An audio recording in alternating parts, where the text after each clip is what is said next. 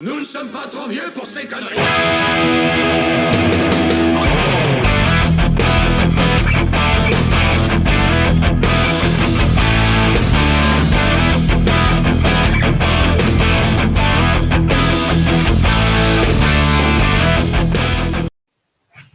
Hello, bienvenue dans cette nouvelle émission Nous ne sommes pas trop vieux pour ces conneries, où j'ai le plaisir et l'honneur de recevoir ce soir les rubriques de G. Bienvenue G, comment vas-tu? Bah, ça va super bien, très heureux d'être là, c'est vraiment cool, ça me fait très plaisir. Voilà. Et toi, ça va? Ouais, bah ça va, pas trop stressé là. J'avais un peu la pression, un petit peu comme tu l'avais exprimé à un moment donné sur ton live avec Landry, Ouais. parce que bon voilà, le rubrique de G, c'est quand même un nom dans le milieu. Donc j'avais un peu de pression, mais voilà, ça va aller. C'est gentil, hein, c'est super flatteur, hein, mais Oui. Donc le principe de cette émission, je vais le rappeler très rapidement, c'est de partager de nos lectures et surtout de partager sur ce thème, est-ce qu'on est trop vieux ou pas pour ces conneries, et de prouver que les gens ont tort. Il n'y a pas d'âge pour apprécier le 9e art, pour vivre des choses, apprendre des choses et aussi aborder des thèmes qui sont à la fois matures et pertinents. et s'ils sont pas d'accord, on leur pètera la gueule. Non, je déconne. Tu peux couper ça si tu veux. Non, je plaisante. Donc je dirais pour les personnes qui sont au fond de la salle ou qui viendraient par hasard sur ma chaîne, est-ce que tu peux faire une petite présentation de qui tu es et de ce que tu fais? Qui je suis? Je suis G. Désolé, je suis nul en présentation.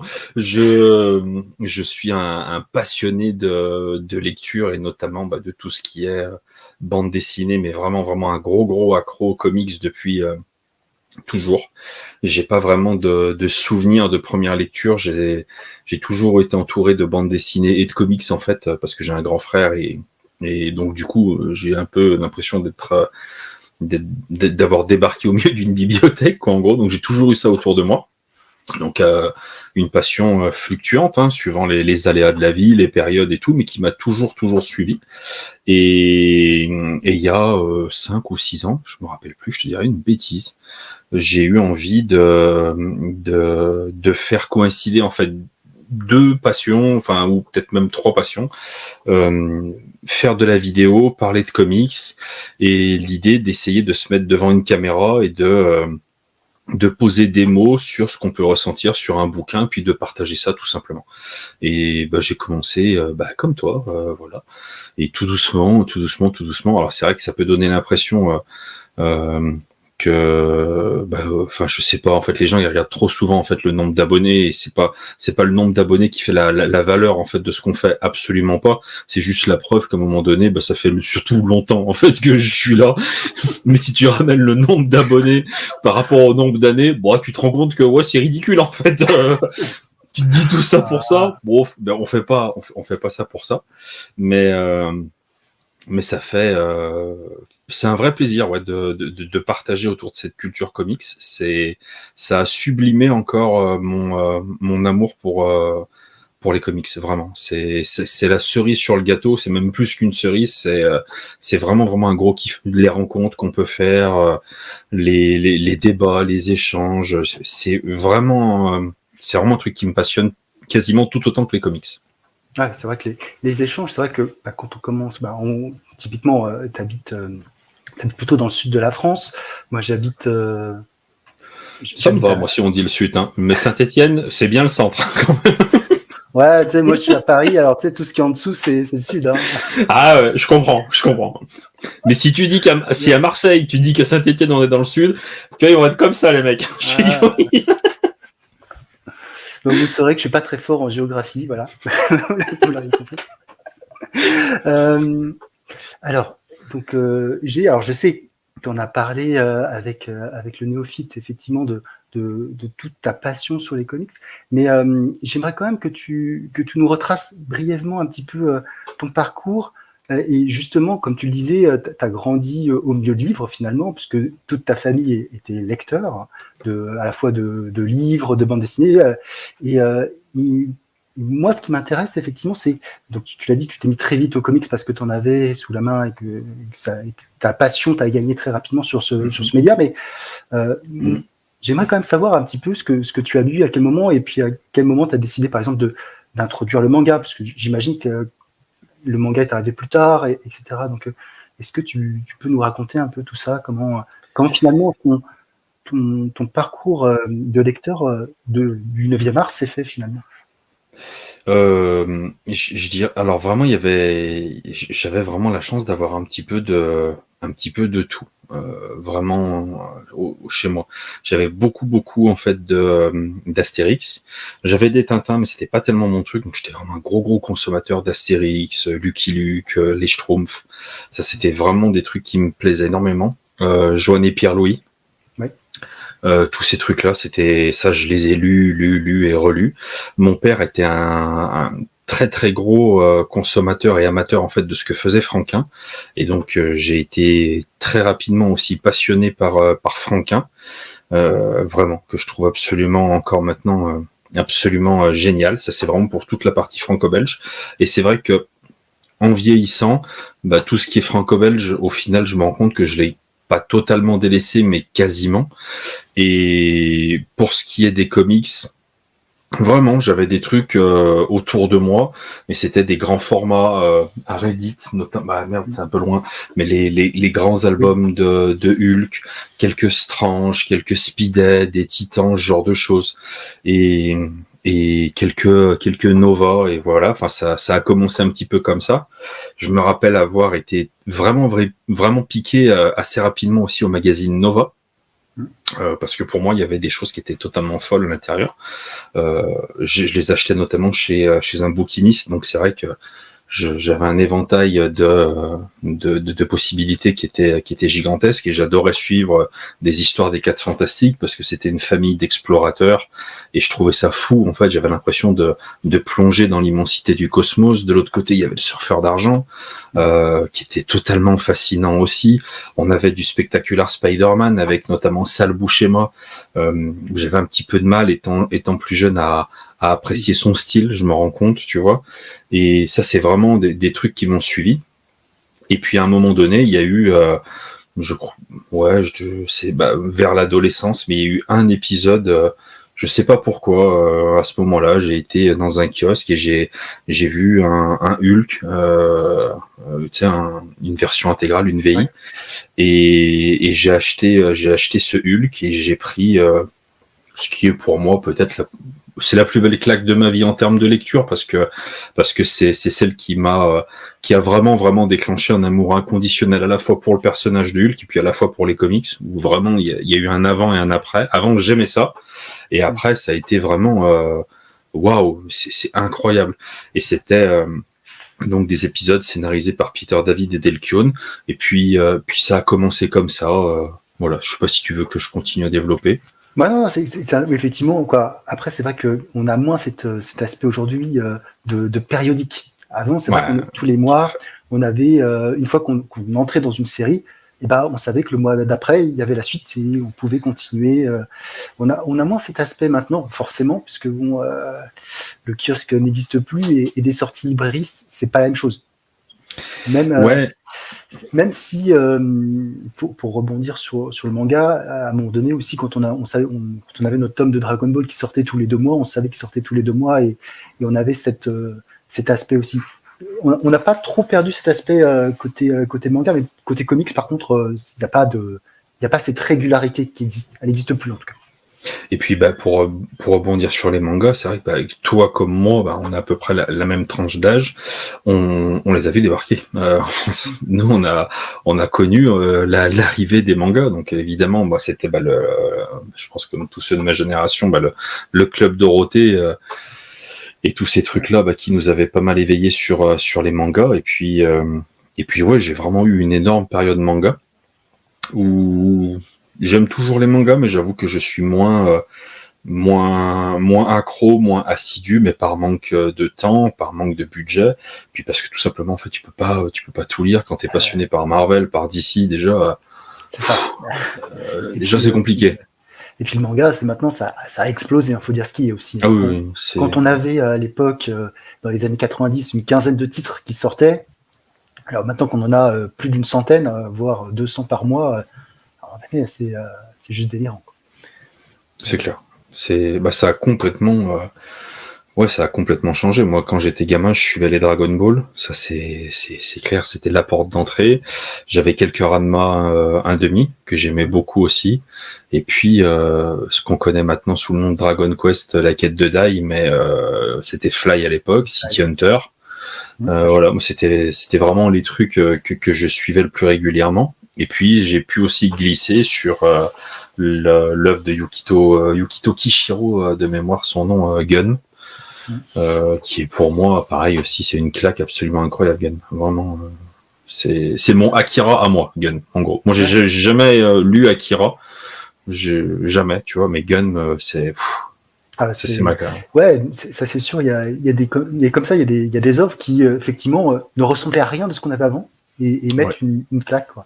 Comme tu l'as dit, le Hulk de Peter David, avant ça existait Hulk, mais on n'a jamais eu ça avant, quoi.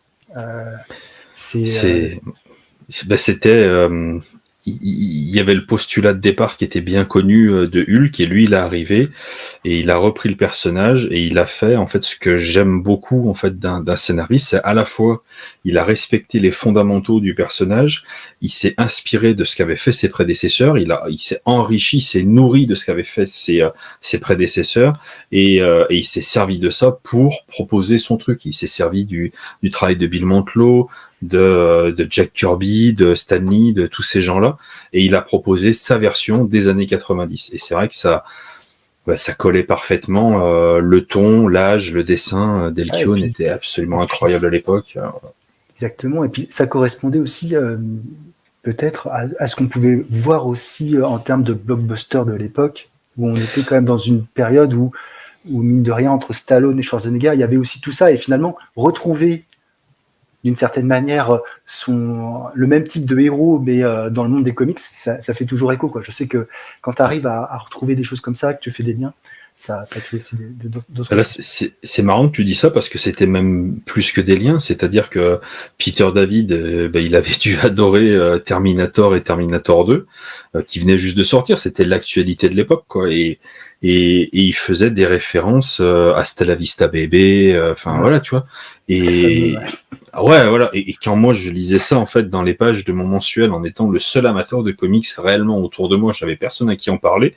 J'avais l'impression qu'il y avait un mec à l'autre bout de l'Atlantique qui avait vu la même chose que moi et ça l'avait fait kiffer et qui s'en inspirait. Et je trouvais ça fou, quoi. Je sais pas, je trouvais ça incroyable qu'on puisse avoir kiffé tous les deux le même film. C'est complètement con comme truc, hein. Ça, on parle d'un blockbuster. Mais moi je trouvais ça fascinant. À l'époque, on n'avait pas. Aujourd'hui, le monde s'est en quelque sorte un peu rétréci parce que on peut se parler à des centaines, voire des milliers de kilomètres de distance.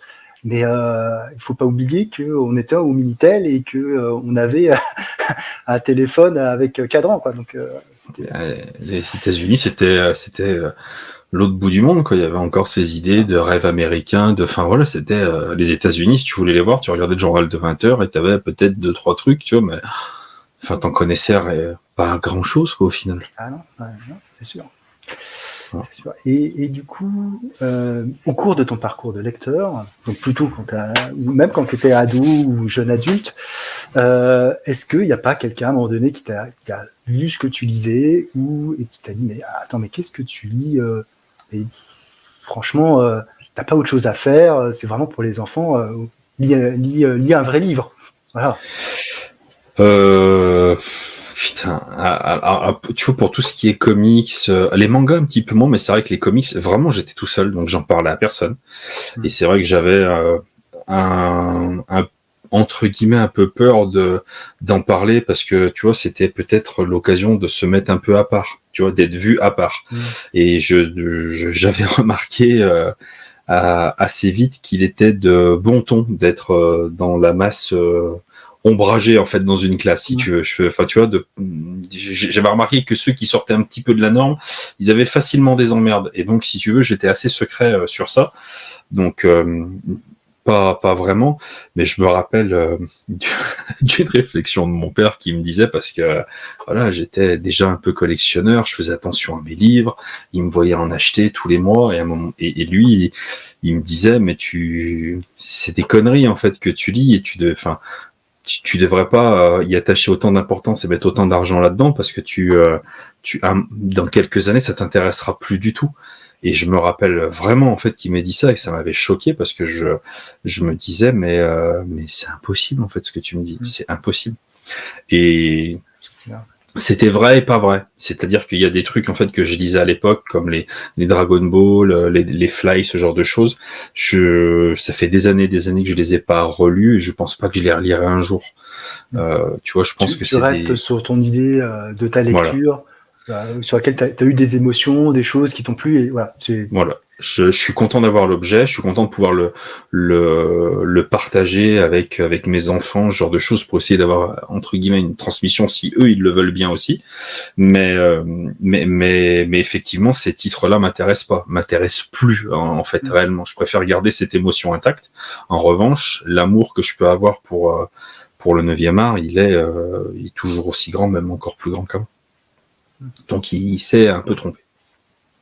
Ouais, après, je comprends ça, parce que effectivement, il y a encore moi aujourd'hui, mais il y a encore cette notion à un moment donné où bon, il faut grandir. Tu deviens un homme, tu deviens une femme, et donc on arrête finalement un petit peu les loisirs, parce que tu dois fonder une famille, tu dois travailler, ce qui est moins vrai aujourd'hui.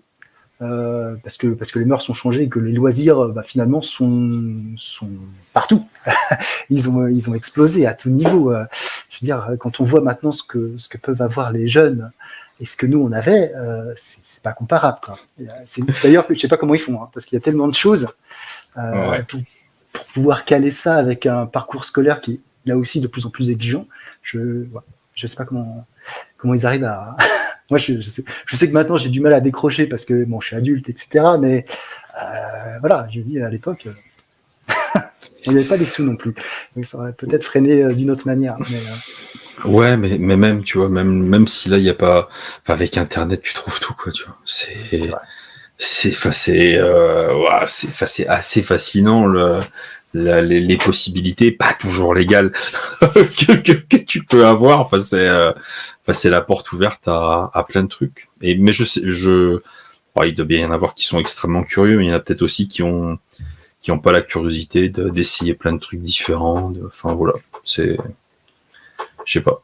Nous, on a vu ces changements arriver. Eux, ils sont nés dedans. Ouais, c'est ça. Donc, d'ailleurs, j'avais vu un truc assez marrant au niveau des générations, sur certains gestes qui sont très codés.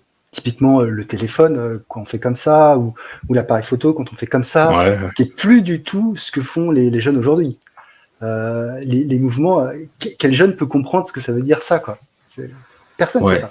Mais l'appareil photo, je crois que c'est encore plus flagrant, quoi. Ah oui, l'appareil photo, ils vont faire ça, quoi. Ouais, c'est clair. Ouais. Et du coup, c'est très très marrant de voir l'évolution de plein de choses, et aussi tout ce qu'on a pu lire. Et justement, dans ces lectures, il y a toujours quelque chose qui nous fait penser que ça n'est pas que pour les enfants, que le contexte est plus large, que le contenu est plus large, toujours, et qu'il faut creuser un petit peu comme certains films, comme certains livres, pour voir un petit peu tout ça. Et ce que je te propose, c'est maintenant qu'on passe à nos reviews, et justement, et qu'on décortique un petit peu, en tout cas qu'on exprime ce qu'on a ressenti à la lecture de chaque titre. Et c'est toi qui commences avec un titre que je vais essayer d'afficher. Voilà. Eh ben, c'est lui, mais c'est pas lui.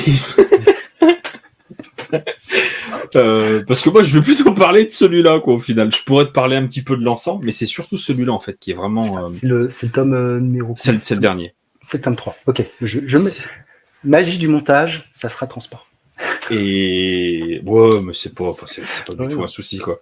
Mais on peut parler de l'ensemble, surtout que on peut parler de l'ensemble, en fait, pour l'évolution, en fait, du ton, et Je te dirai peut-être un peu après. C'est le tome 3 et donc de Joe Kelly présente Justice League of America. C'est une série en 3 tomes disponible du coup du côté de chez Urban Comics. Au scénario, évidemment, on peut retrouver Joe Kelly. Hein. En même temps, c'est mieux si son nom est marqué sur la couverture. Hein, sinon, ça serait étonnant. Ça peut se faire, hein, mais ils peuvent être joueurs chez Urban, mais à mon avis, ils iront pas jusque-là. Présente. Ça a existé pendant des années. C'est vrai. Stanley. Et au dessin, à 95%, c'est Doug. Alors là, Mankey. C'est ça Manque, ouais. Je sais pas comment. Le mec, il a un H au milieu des consonnes et des riffs. C'est catastrophique. On a un tout petit peu de Libermero, un tout petit peu de John Byrne, mais c'est vraiment anecdotique. Leur intervention, bon, ils sont présents quand même. Et c'est des histoires en fait qui se sont passées autour de l'année 2004, si je ne te dis pas de bêtises. À l'intérieur, on peut retrouver l'Action Comics 775 de mémoire. Le Justice League of America numéro 100. Joe Kelly va se servir en fait notamment de Action Comics 775. Ah, excuse-moi, je suis un petit peu décousu. Joe Kelly, dans les 2 premiers tomes, il a fait son travail en fait sur la série JLA. Et puis à un moment donné, il a fini ce qu'il avait à faire à l'épisode en fait 90 et il s'est barré, sauf qu'il a eu envie à un moment donné de revenir, il avait encore des choses à raconter. Et il l'a fait à l'occasion d'une maxi-série qui s'appelle Justice League Elite, qu'on peut retrouver à l'intérieur, donc du coup, de ce volume. Mais pour rentrer dans cette maxi-série en 12 épisodes Justice League Elite, il s'est servi en fait de Action Comics 775 et de JLA numéro 100, qui sont vraiment en fait l'introduction à son histoire, et ensuite on peut entamer en fait la maxi-série. Et on retrouve l'intégralité dans le bon ordre à l'intérieur de ce 3e tome. Juste une question, l'Action Comics 775, c'est celui où Superman combat justement l'élite, ou ça n'a rien à voir C'est totalement ça. C'est l'épisode où est créé, où on voit apparaître un personnage que je ne connaissais pas du tout avant d'avoir lu ce tome, Manchester Black. Et donc j'ai très envie d'en savoir un petit peu plus maintenant sur Manchester Black. Et donc c'est vraiment voilà le pitch en fait de ce numéro 775, c'est qu'on a un monde qui est de plus en plus compliqué, où il y a des menaces qui sont toujours de plus en plus réalistes, et on a beaucoup de mal avec une Justice League qui est ancrée sur ses idéaux, ses grands principes. On se rend compte que la Justice League, elle a beaucoup de mal en fait à répondre à ces enjeux en fait de ce nouveau millénaire. Ouais, un petit peu comme dans Kingdom Come finalement, où elle... Ouais, à peu près, ouais. À peu près. Et donc, si tu veux, ils sont vraiment bousculés sur leurs fondamentaux, sur leurs principes, et notamment la figure de proue de la Justice League, et surtout en termes d'idéaux, c'est Superman, avec l'arrivée de ce Manchester Black et de tout un tas d'autres personnages en fait autour, où eux, en gros, ils veulent eux aussi en fait la justice, mais d'une manière beaucoup plus expéditive. Et donc, il y a une espèce de décalage qui se crée, et assez rapidement, ça c'est vraiment le point de départ, on va se rendre compte que Manchester Black et la Justice League Elite ne sont pas nécessairement des gens bien. Il va y avoir un affrontement, toujours dans ce Action Comics 775, et c'est la JLA qui va l'emporter. En gros, je reste hyper cryptique. Sauf que derrière, cette problématique d'avoir toujours en fait... il y a toujours des soucis auxquels en fait la Justice League ils peuvent pas forcément répondre, des crimes de guerre, ce genre de choses, tu vois. Et il y a quand même un besoin d'avoir une Justice League, une autre Justice League, une Justice League Elite qui soit en capacité de pouvoir rentrer vraiment de plein pied dans les conflits, et peut-être même de se salir un petit peu plus les mains que ce que ferait en fait la JLA. Et donc on est vraiment sur ces différences en fait d'idéaux. Ça va vraiment fracturer la JLA, puisqu'il y a des membres de la JLA qui vont quitter la JLA pour rejoindre l'élite. En gros, là aussi, c'est beaucoup plus compliqué que ça, mais en gros, c'est ça. Et est-ce que c'est vraiment bien, au final, d'avoir une justice expéditive? Voilà. Et au milieu, en fait, de cette Justice League Elite, il va y avoir une histoire en interne où on va se rendre compte qu'il y a un mec, il y a un de ses membres dans cette Justice League Elite qui est vraiment un salaud et qui fait vraiment des horreurs, mais on ne sait pas qui. Et il va falloir essayer de trouver qui est ce salaud-là. Voilà. Est-ce que tu veux que j'enchaîne? Vas-y.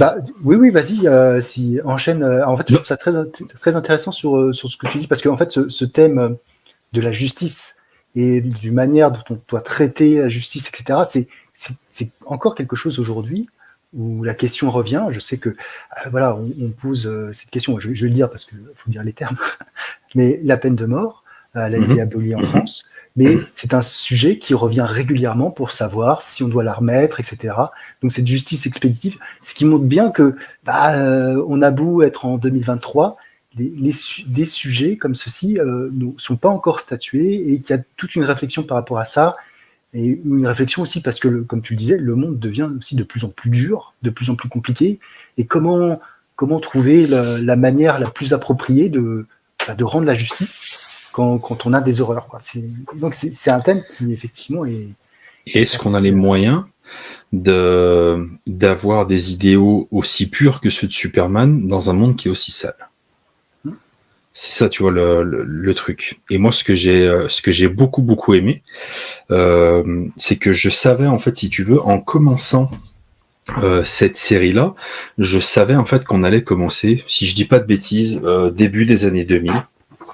Je me permets juste 2 secondes de regarder la frise chronologique pour ne pas dire de bêtises. 2002, tu vois. Et je savais en fait que cette série-là allait nous emmener quasiment aux portes de ce que j'ai mis en fait juste ici, crise d'identité. On pourra même y revenir après. Et c'est une période pour moi, le début des années 2000, de 2000 à 2010, qui est peut-être ma période préférée dans les comics. C'est certainement en fait ma période préférée parce que c'est une période à laquelle moi j'avais 20 ans.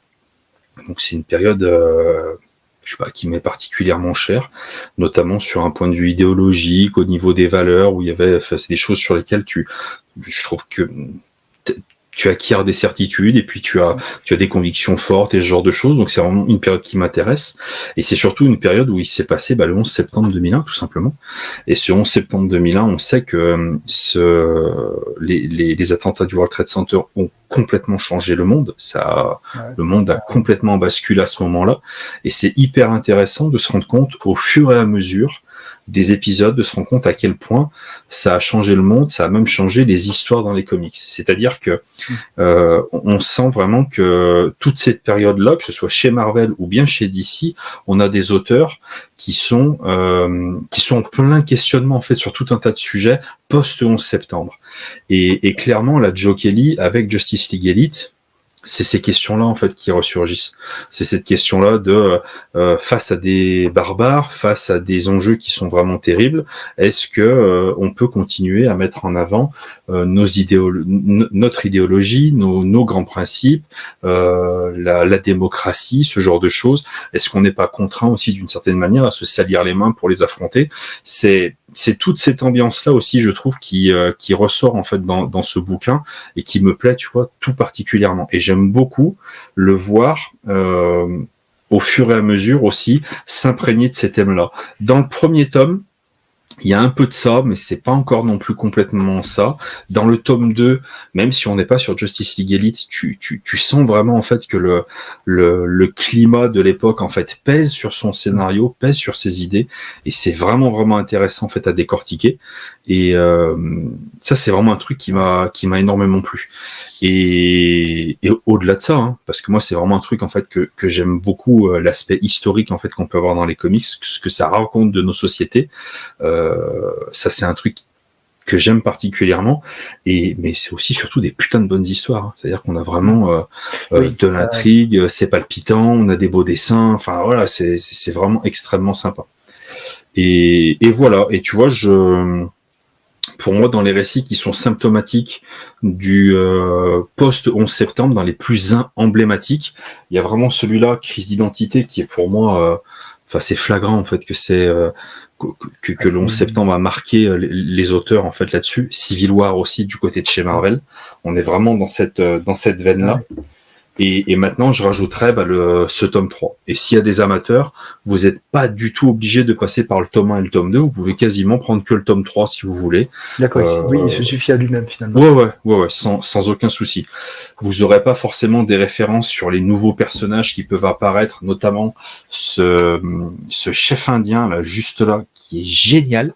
Je crois que c'est Manitou, ou je me rappelle plus son nom, je te dirais une bêtise, mais qui est vraiment bien. Ouais. Donc ça, c'est un personnage que Joe Kelly a inventé pour ses histoires. De mémoire, oui. De mémoire, D'accord. c'est lui qui l'a inventé. Après, il a récupéré d'autres persos, voilà. Quand il arrive en fait sur le titre JLA, au début des années 2002, tu sais, il passe après Mark Waid, Grant Morrison, tout ça, la Tour de Babel, tous ces trucs-là. Donc c'est pour ça, il arrive à l'épisode 70, je sais plus, je te dirais une connerie, ou 60 et quelques. Donc il hérite en fait d'un statu quo qui n'est pas le sien, il hérite d'une équipe, et au fur et à mesure en fait du premier tome, lui il va s'atteler à changer un petit peu cette équipe-là pour faire partir certains, en faire venir des nouveaux. C'est pour ça que Kyle Rayner va se barrer, on va retrouver Jon Stewart. On va en avoir certains comme ça qui vont s'arracher, puis des nouveaux qui vont arriver. Et c'est très intéressant de le voir utiliser ces nouveaux personnages et de les voir cohabiter avec les anciens. D'accord. Ah ouais, ça a l'air vraiment pas mal. Moi, je sais que j'ai lu la partie Grant Morrison et bien sûr la partie Tour de Babel qui fait partie des arcs un peu emblématiques de la JLA. Mais ouais, j'ai pas lu cet auteur. Mais ouais, du coup, alors j'avais lu l'Action Coming 1675. Du coup, je suis assez curieux de voir comment après c'est développé par la suite. Surtout que un bon paquet de lecture. Hein. Ouais. J'ai calculé, ça fait 1200 pages l'intégralité. Ouais, ça va, ouais. Ça va. Mais c'est 35 balles le tome, hein. Donc voilà, hein. Ça reste coûteux. Hein. Mais bon. Oui, de toute façon, malheureusement, dans le monde du comics, avoir beaucoup de pages à un prix réduit, c'est compliqué. Ouais. Mais ça reste acceptable. Mais ouais, c'est dans la gamme des prix, de toute façon, quoi. Oui, ça va. Maintenant, de toute façon, il n'y a pas 36 choix. Ouais. On sait qu'au moins 30 balles, t'as tes 12 à 15 épisodes, et puis voilà. Ouais, donc ouais, c'est intéressant. En tout cas, moi, c'est tout ce que tu as dit là sur les thématiques qui sont abordées. Je trouve ça vraiment pas mal. Et puis effectivement, ça montre aussi. Alors moi, l'event que tu as montré, donc c'est pas Identity Crisis. Je m'en souviens jamais. Je me trompe entre. C'est Crise d'identité celui-là. Ouais. Crise d'identité. Moi, ça fait partie effectivement des premiers events que j'ai lus et j'avais trouvé ça très très sombre, très mature dans les propos, voire même violent par moments. Oh, carrément. Je sais que j'avais été un petit peu, moi qui lisais que du Marvel à l'époque, j'avais été un petit peu troublé par cette lecture parce que j'étais pas prêt en fait à voir ça, et ce qui montre finalement, contrairement à ce qu'on peut dire, que effectivement il peut y avoir des thèmes très adultes et que la violence n'est pas juste montrée pour faire donner des baffes, mais également pour démontrer pour montrer un propos et l'illustrer de manière très, très marquante. Et du coup, pour répondre à ta question de tout à l'heure, s'il y a des gens qui m'ont déjà demandé en fait si on n'était pas trop vieux en fait pour ces conneries, ça m'arrive encore très récemment, et c'est même plus pernicieux que ça, c'est-à-dire que c'est souvent dans les regards, tu vois. Enfin, tu lis des comics, les trucs, les slips, et tu sens, voilà. Et là, c'est vrai que j'aime beaucoup, expliquer, tu vois, faire tomber assez vite deux, trois idées reçues, et voilà. Et ça, typiquement, vous voyez, ce genre de récit, pour moi, c'est le haut du panier, parce que à la fois t'as des super dessinateurs, t'as des gens qui savent vraiment mettre en plus de bien dessiner, ils savent mettre en page des scènes d'action qui sont vraiment de qualité. On a des histoires, sans même parler de l'aspect historique, qui sont vraiment passionnantes, haletantes, avec vraiment cet effet épisodique, avec des bons cliffhangers où t'as qu'une envie, c'est de tourner la dernière page pour vite continuer en fait ton épisode suivant, et en même temps, quand tu grattes un peu tout ça, en plus de passer un excellent moment, ça raconte des choses et ça te permet, pour celui qui le veut bien, peut-être une forme d'introspection personnelle. Qu'est-ce que tu penses de cette situation-là? Qu'est-ce que ça raconte sur notre société? Quel est ton avis à toi? Pour moi, c'est ça. la culture, quoi. Tu as plusieurs couches. Tu as effectivement l'aspect divertissant. Et puis après, quand tu creuses, tu as exactement ce que tu viens de dire, l'introspection, le questionnement sur la société, des thèmes finalement qu'on ne pense pas voir dans ce type de choses. Et c'est peut-être malheureusement aussi ce qui manque côté écran en ce moment, ce côté un petit peu plus introspect, quoi, moins grand spectacle, mais plus réflexion sur tout ça. Et puis je trouve que c'est très intelligent parce que ça essaye pas à cette époque-là, ce qui est peut-être pas le cas dans tous les récits, et puis notamment maintenant, mais pas forcément que maintenant, attention, mais de temps en temps, tu peux avoir vraiment des auteurs qui essayent de t'enfoncer un peu de force leurs propres idées, en fait. Et ça, c'est un truc qui me déplaît. Tu peux me raconter tout, tu peux me faire poser des questions sur tous les sujets que tu veux, mais je veux pas qu'on me force à penser comme toi, en fait. Je veux que tu me fasses susciter des questions. Je vois ce que tu veux dire, effectivement, avec tous les sujets de société, hein, parce que la société, elle s'ouvre, et c'est tant mieux, parce que voilà, mais il faut pas que ça soit au forceps, quoi. Il y a des choses qui peuvent être faites de manière intelligente et pertinente, et juste pas parce qu'il faut respecter un quota de choses en disant bah tiens, hop, hop, hop, hop, je te mets tout ça, et puis débrouille-toi avec, quoi. Ouais, et puis il y a des... Enfin, ouais, et puis il y a des choses en fait que je trouve pas pertinente en fait de la manière dont c'est fait, voire même de temps en temps un petit peu problématique. Mais il faut peut-être aussi, mais c'est des trucs qu'on étudiera, où on se fera des réflexions peut-être beaucoup plus poussées dans 10 ans en fait sur ça, parce que dans 10 ans on aura du recul sur cette période, on sera sur encore autre chose, et on pourra analyser un peu tout ce qui s'est passé ces dernières années, peut-être un petit peu plus finement aussi. Ah ouais, tout à fait. Merci pour cette belle review. Et merci à toi. Allez, salut. Non, je déconne. Et moi, j'ai décidé de vous parler d'une bande dessinée qui s'appelle Silence. Donc, je vais vous présenter la couverture. Voilà, Silence de Comès, et donc édité chez Casterman. Donc, alors, je vais tout d'abord présenter un petit peu l'auteur. Ce scénariste, dessinateur Didier Comès, parce qu'en fait son histoire est importante pour la suite de son œuvre. Il est né en 1942, il est mort en 2013, et il est né en Belgique avec une maman francophone et un papa germanophone qui a été enrôlé dans l'armée allemande, et à la fin de la guerre on a francisé son prénom puisqu'il s'appelait Dieter Hermann Komm. Et donc, il est devenu Didier Comès. Et c'est pas précisé, mais j'imagine que son père n'est pas revenu. En tout cas, c'est pas explicite dans ce que j'ai pu lire de sa biographie. Mais à 16 ans, il a été obligé de travailler. Il a travaillé dans le domaine industriel, etc. Et ça n'est qu'en 1969, donc beaucoup plus tard, qu'il s'est mis au dessin, à la bande dessinée, avec plusieurs influences, effectivement, gothique, science-fiction, etc. Et en 1979, il a intégré un magazine de prépublication qui s'appelle À suivre, qui a fait les bonheurs de certains lecteurs, puisqu'on pouvait y retrouver notamment du Hugo Pratt, du Manara, du Comès, etc., un certain nombre de BD plus adultes à l'époque. Et il a sorti à ce moment-là, d'ailleurs, il était embauché dans la revue À suivre après sa précédente bande dessinée, Le vol du corbeau, je crois que c'est ça. Enfin, je mettrai si je me suis trompé. Et donc, il va sortir dans ce périodique son œuvre phare, Silence, qui est découpée en 8 chapitres et qui va lui faire gagner le prix à l'époque de Angoulême, qui est donc le Fauve d'Or actuellement à Angoulême en 1981, si je ne me trompe pas dans mes notes, que je n'ai pas noté. Mais voilà, donc il a gagné. Et alors, de quoi ça parle, Silence? Alors, je vais mettre peut-être la première planche pour voir un peu le style graphique. Donc déjà, c'est une œuvre en noir et blanc, c'est un peu petit. C'est une œuvre en noir et blanc et on va suivre le personnage. Je laisse exprès le texte pour qu'on comprenne un petit peu. Donc, on va suivre ce personnage de Silence qui est muet, qui est simple d'esprit, mais qui a des pensées, des bulles de pensée, et on voit qu'il. Alors, c'est pas très bien expliqué, mais enfin, il écrit de cette manière, un petit peu en phonétique.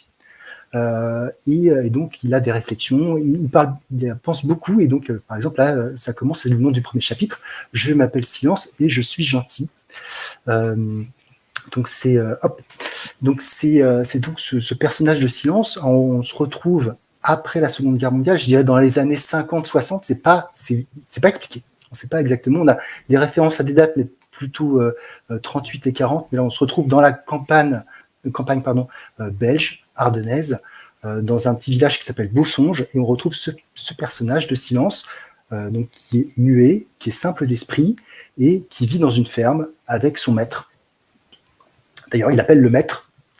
Le maître est gentil, le maître est bon, mais en fait, il voit pas qu'il y a de la méchanceté pure. Il est exploité par ce fermier qui lui fait faire toutes les corvées, les bêtes, la paille, etc. Et il va il va l'envoyer chez les autres fermiers pour faire divers travaux, etc. Donc on voit bien que ce fermier a la main sur tout le village finalement.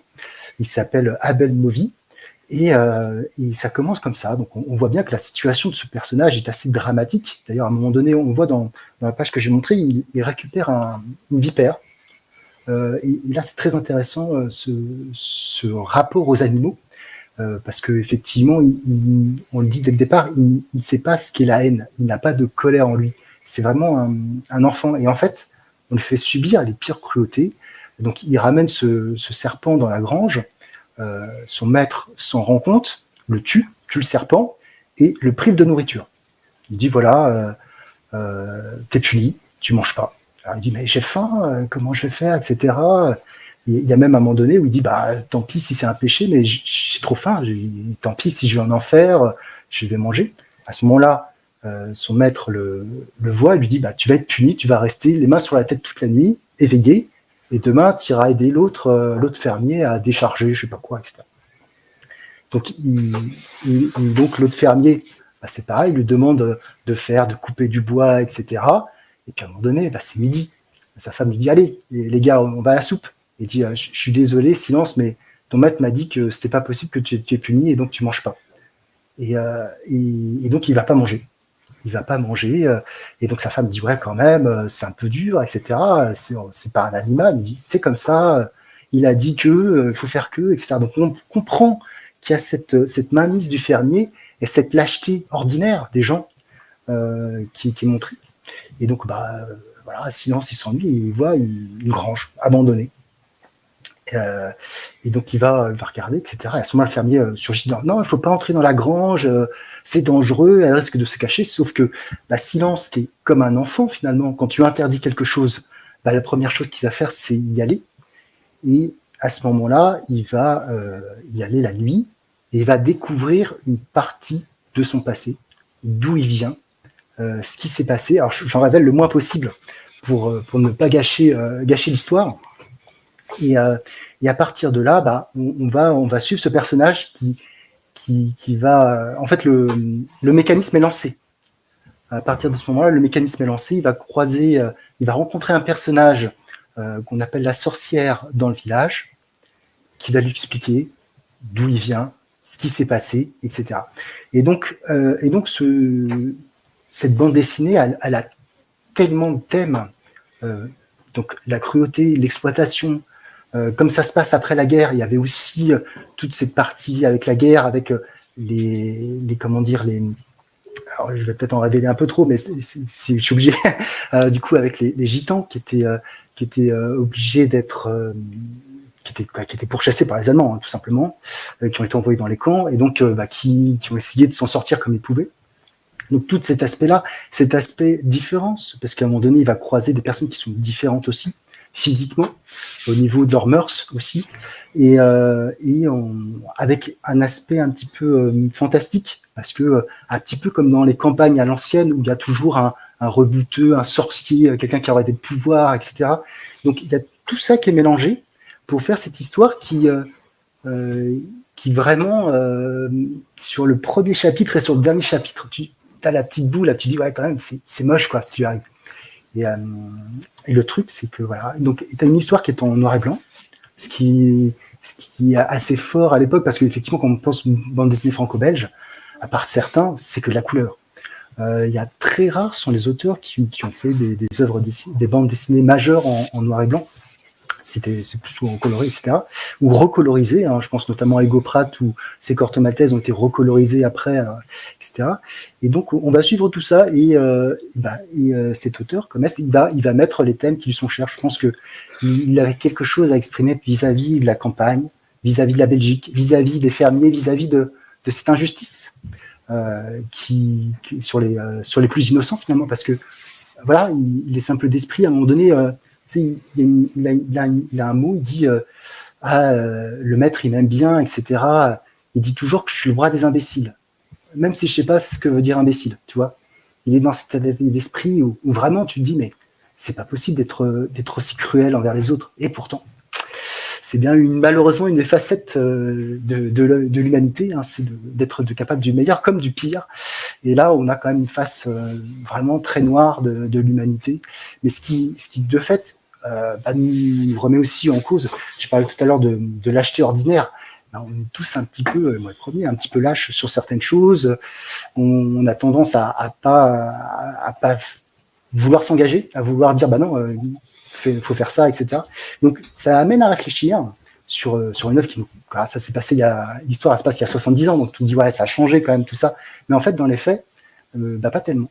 Il y a toujours des effets de groupe, il y a toujours des leaders, il y a toujours des personnes toxiques qui font que le monde est un peu pourri parfois. Voilà, donc j'en ai déjà beaucoup dit, je trouve, sur l'histoire, mais j'ai pas envie de vous gâcher le plaisir si vous avez envie de lire cette histoire qui est en 8 chapitres et qui se lit d'une traite. En tout cas, moi, j'ai pris beaucoup de plaisir à relire cette œuvre, à lire tout court cette œuvre, parce qu'en fait, j'avais pas lu celui-ci de cet auteur, j'avais lu La Belette, qui est un autre de ses titres. Parce que tout comme toi, moi, j'ai grandi dans un milieu où il y avait beaucoup de lectures, et notamment dans les toilettes de mes parents, toute une bibliothèque de bandes dessinées, avec les bandes dessinées les plus intéressantes, qui étaient forcément tout en haut. Les bandes dessinées qui étaient plus pour les adultes. Voilà. Et donc c'est là que j'ai découvert cet auteur, Corto Maltese et d'autres choses. Et c'est vrai que je trouvais que c'était intéressant d'en parler parce que voilà, c'est donc 80, 81, donc ça il y a 40 ans. Et en fait, je trouve que le récit n'a pas pris une ride. Et on lit aujourd'hui et on ressent encore quand même beaucoup de choses. Voilà. Ça fait très envie. Je pense que je ne finirai pas la semaine sans me le procurer. S'il est encore dispo, va falloir le trouver. Je sais pas. Je sais que justement, c'est pour ça que j'en parlais tout à l'heure de La Belette. La Belette qui a eu... non, je crois qu'il est sorti, pardon, je dis n'importe quoi.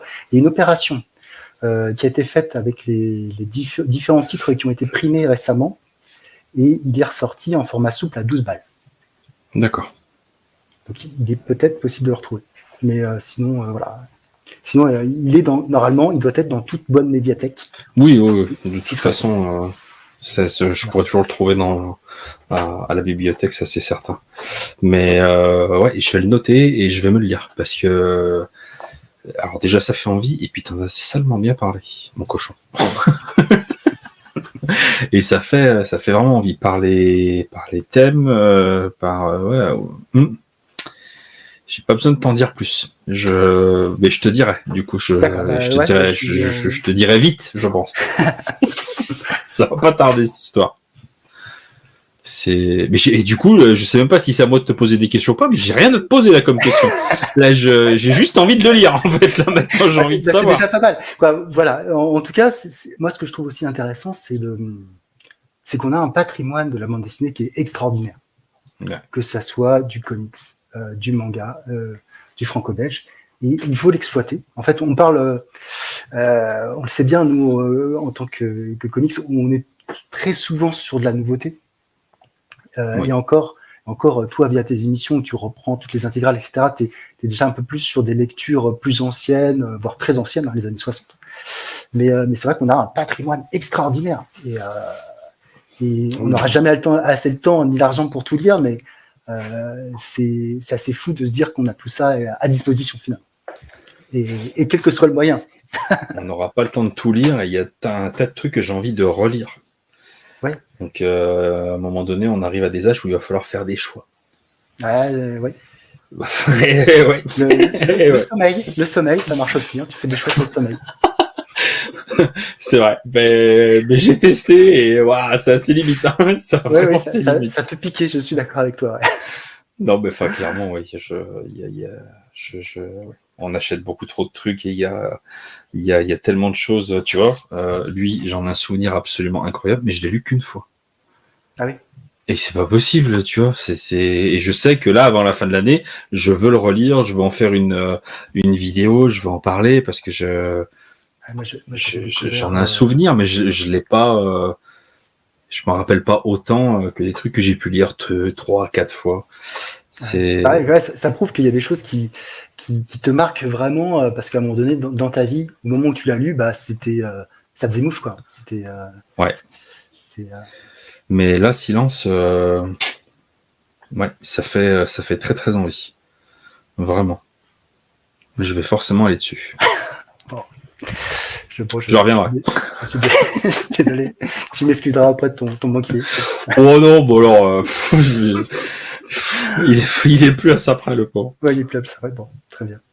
Eh bien, en tout cas, merci G d'avoir participé à cette émission, d'avoir présenté cette œuvre. On a pu discuter vraiment des sujets très pertinents. Du coup, je suis très intéressé aussi pour lire ce tome-là de l'élite.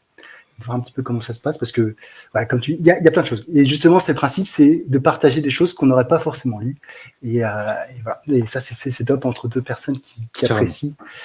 Voilà. Eh bien merci, et sur ce je vous dis à une prochaine. Ciao. Salut. Nous ne sommes